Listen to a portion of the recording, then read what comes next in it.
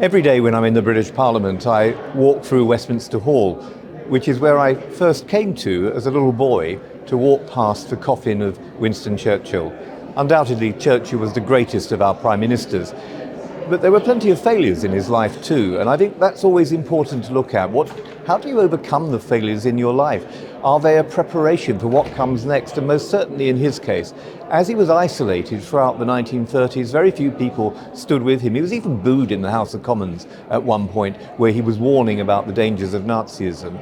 Nevertheless, this prophetic voice proved right. And when the moment came in 1939, and he led the nation into the war against Hitler, it took all of his wordsmith powers, the use of the English language, which John F. Kennedy famously said he mobilized and he put into action. He used words to rouse the spirit of the nation, to rouse the conscience of the nation, to build alliances with other nations, and to overcome the threat of Nazism.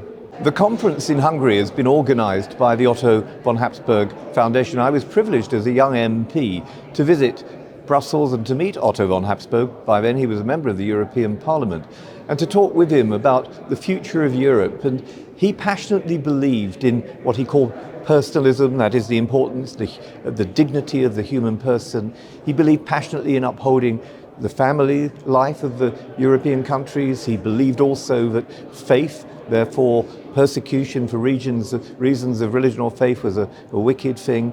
And he saw the threat of the Soviet Union. He even spoke in his last years about the threat that he believed that Vladimir Putin would also represent to the Europe of the future. So he was a remarkable man with a prophetic voice, and one like Churchill was often ignored when it really mattered. But that's partly the reason for the friendship between the two men. They were both isolated. There was even a price on Otto von Habsburg's head from the Nazi regime, who said he was to be executed if he was caught. And in Churchill's case, of course, he became public enemy number one in the fight against Nazism. So these two men were prophetic men who built a friendship, a relationship that endured, and who saw that for the future of Europe, after the Second World War, that the creation of a European Convention on Human Rights, the building of the United Nations, the creation of NATO, that all of these things were the pillars on which a free Europe had to depend for its future.